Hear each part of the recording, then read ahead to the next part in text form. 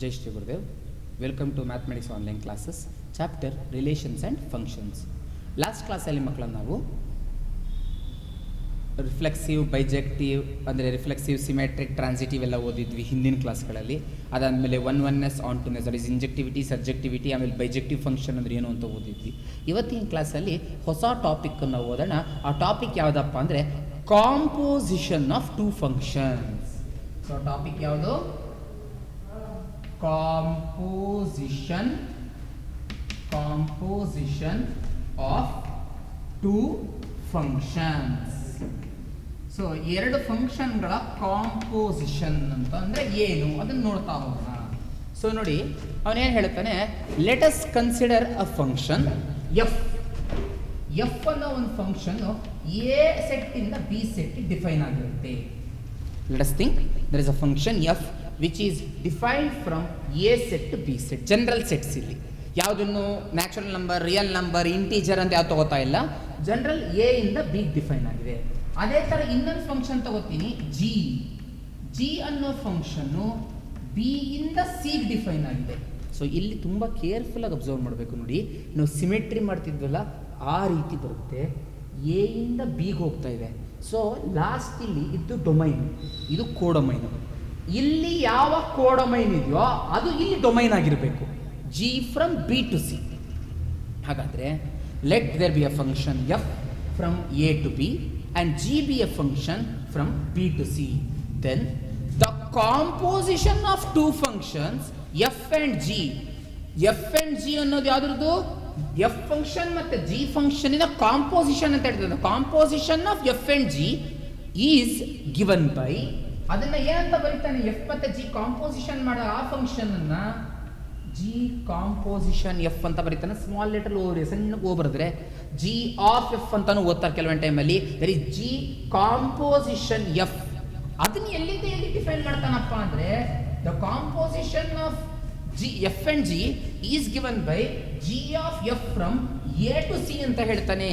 A ಇಂದ ಬಿಗಿತ್ತು, B ಇಂದ ಸಿಗಿತ್ತು, ಅದೆರಡನ್ನು ಕಾಂಪೋಸಿಷನ್ ಮಾಡಿದಾಗ ಎ ಇಂದ ಸಿ ಬರ್ತಾ ಇದೆ, ಡಿಫೈನ್ ಆಗ್ತಾ ಇದೆ. ಅದು ಅದನ್ನು ಯಾವ ರೀತಿ ಡಿಫೈನ್ ಮಾಡ್ತಾನೆ ಅಂತ ಹೇಳಿದ್ರೆ, is given by G of F from A to C and is defined by, ಅದನ್ನು ಡಿಫೈನ್ ಮಾಡೋ ಮೆಥಡ್ ಏನಪ್ಪ ಅಂದರೆ,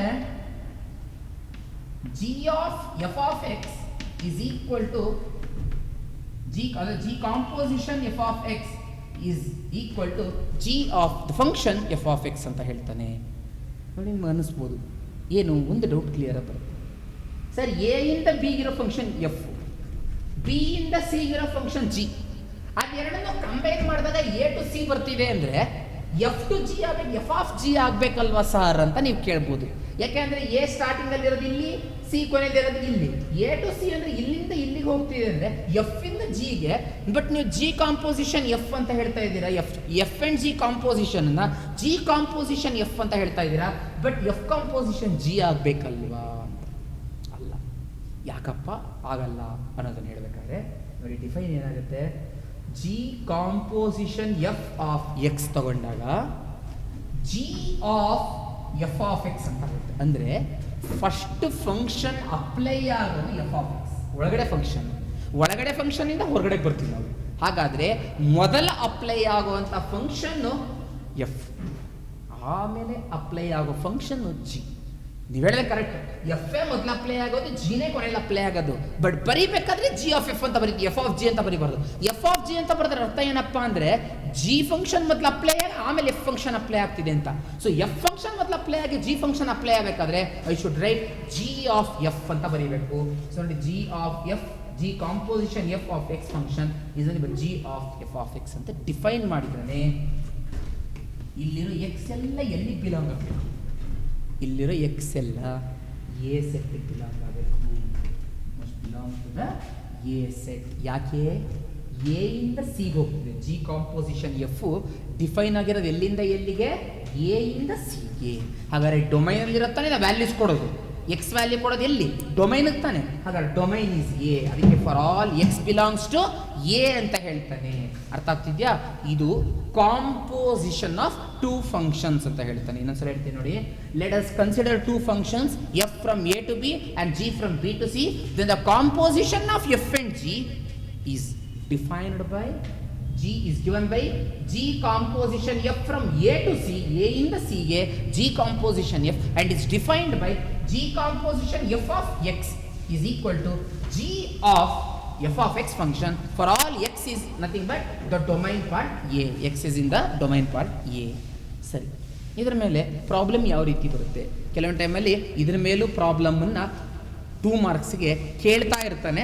ಯೂಶಲಿ 2 ಮಾರ್ಕ್ಸ್ ಕೇಳ್ತಾನೆ.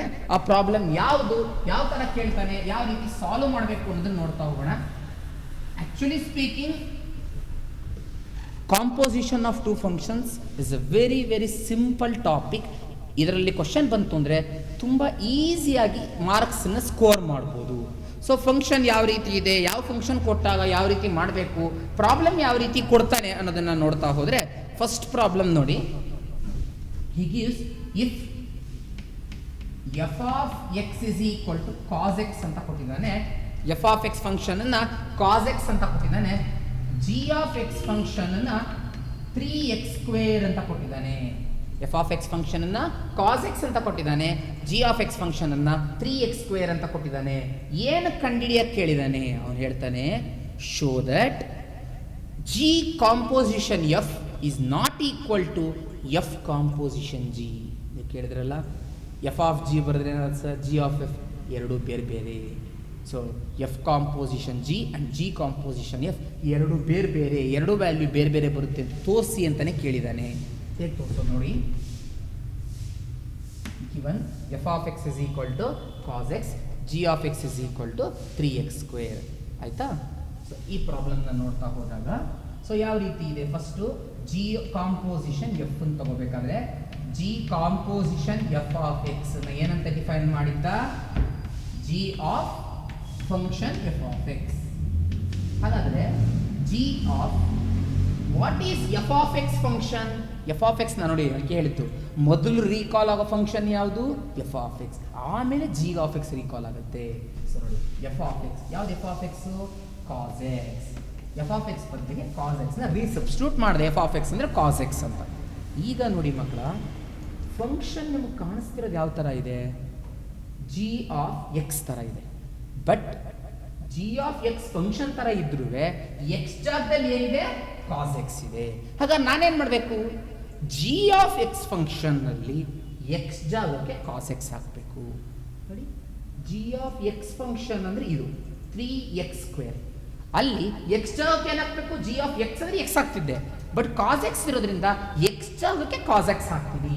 ಹಾಗಾದ್ರೆ ಏನಾಗುತ್ತೆ? 3 ಇಂಟು ಎಕ್ಸ್ ಜಾಗಕ್ಕೆ ಕಾಸ್ ಎಕ್ಸ್. ಅದು ಎಕ್ಸ್ಗೆ ಮಾತ್ರ ಸ್ಕ್ವೇರ್ ಇದೆ, ಅದಕ್ಕೆ ಕಾಸ್ ಎಕ್ಸ್ಗೆ ಮಾತ್ರ ಸ್ಕ್ವೇರ್ ಬರೀತೀನಿ. ಸೊ 3 ಕಾಸ್ ಎಕ್ಸ್ ಸ್ಕ್ವೇರ್ ಮಾಡಿದ್ರೆ ಅದನ್ನು ಕಾಸ್ ಸ್ಕ್ವೇರ್ ಎಕ್ಸ್ ಅಂತ ಬರೀಬೋದು.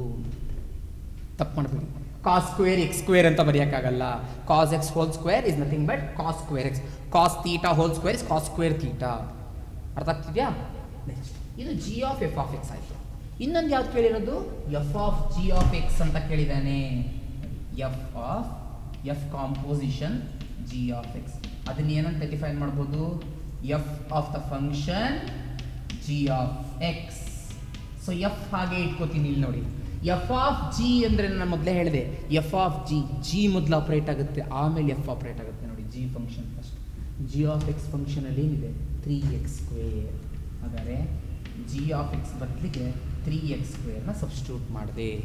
ನೆಕ್ಸ್ಟ್ ಇಲ್ಲಿ ಕಾಣಿಸ್ತಿರೋ ಫಂಕ್ಷನ್ ಯಾವುದೀಗ? ಎಫ್ ಫಂಕ್ಷನ್, ಜಿ ಫಂಕ್ಷನ್ ಅಂದರೆ ಹೇಳ್ತಿರೋದು ಇಲ್ಲಿ ಒಳಗಡೆ ಜಿ ಫಂಕ್ಷನ್ ಇದೆ ಬಿಡಿ, ಬಟ್ ಇಲ್ಲಿ ಕಾಣಿಸ್ತಿರೋ ಫಂಕ್ಷನ್ ಯಾವ ಥರ ಇದೆ? F of x, g of x? F of x. ಹಾಗಾದ್ರೆ ಎಫ್ ಆಫ್ ಎಕ್ಸ್ ಫಂಕ್ಷನ್ನ ಕನ್ಸಿಡರ್ ಮಾಡಿಕೊಂಡು ಆ ಎಕ್ಸ್ ಬದಲಿಗೆ 3x² ಕೊಡಬೇಕು.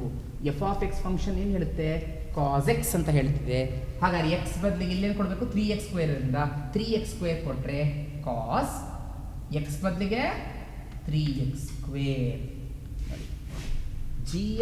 G composition F of x function 3 cos square x ಬಂತು.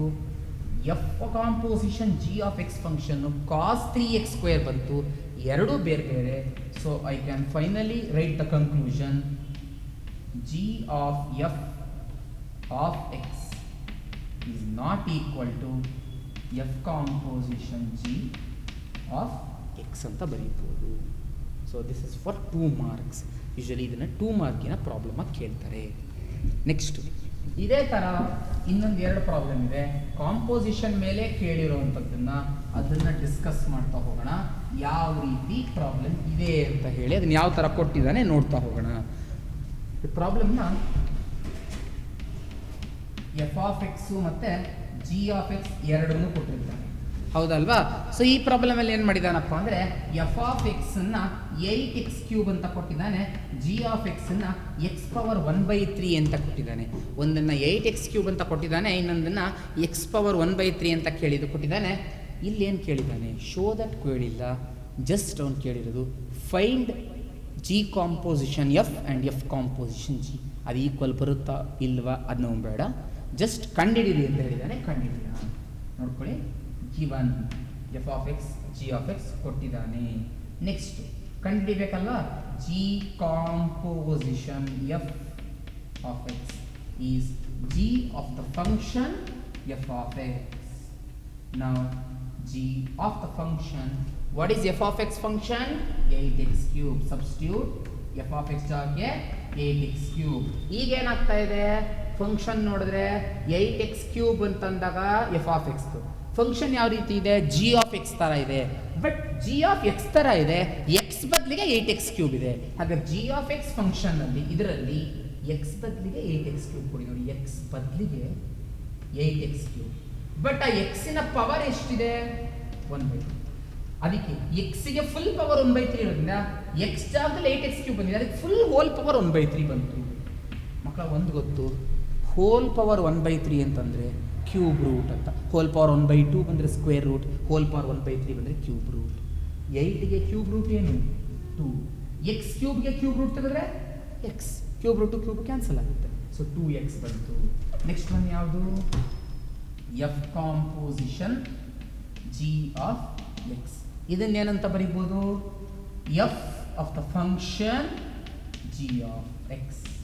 So f of the function g of x. ಹಾಗಾದ್ರೆ g of x ಅಂದ್ರೆ ಏನು? x⁻1/3.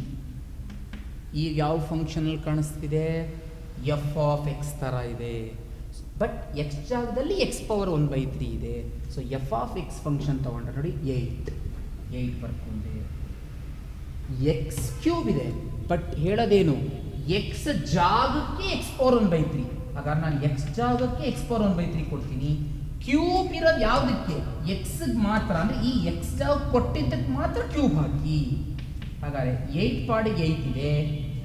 Cube root of X ಅಂತ ಅಂದರೆ ಪವರ್ 1/3 ಇದೆ. Cube root of x⁻1/3. So is nothing but X. 8x ಬಂತು. ತುಂಬ ಜನ ಏನು ಮಾಡ್ತಾರೆ, ತಪ್ಪು ಮಾಡಿಬಿಟ್ಟು ಹೋಲ್ ಕ್ಯೂಬ್ ಮತ್ತು ಇದಕ್ಕೂ ಹಾಕ್ಬಿಟ್ಟು 2x ಅಂತ ಬರೋದಕ್ಕೆ ಎರಡು ಈಕ್ವಲ್ ಅಂತ ಅನ್ಕೋತಾರೆ. ಬಟ್ ತಪ್ಪು, ಎರಡು ಬೇರೆ ಬೇರೆ ವ್ಯಾಲ್ಯೂ ಬರ್ತಾ ಇದೆ. ಎಕ್ಸಾಂಪಲ್ ಇದನ್ನು ಬೇಕಾದ್ರೆ show that G of G composition F is not equal to F composition G ಅಂತ ಬೇಕಾದ್ರೂ ಕೇಳ್ಬೋದು. ಸೊ ಕೇರ್ಫುಲ್ಲಾಗಿ ಈ ಪ್ರಾಬ್ಲಮ್ ಸಾಲ್ವ್ ಮಾಡಬೇಕು. Next problem,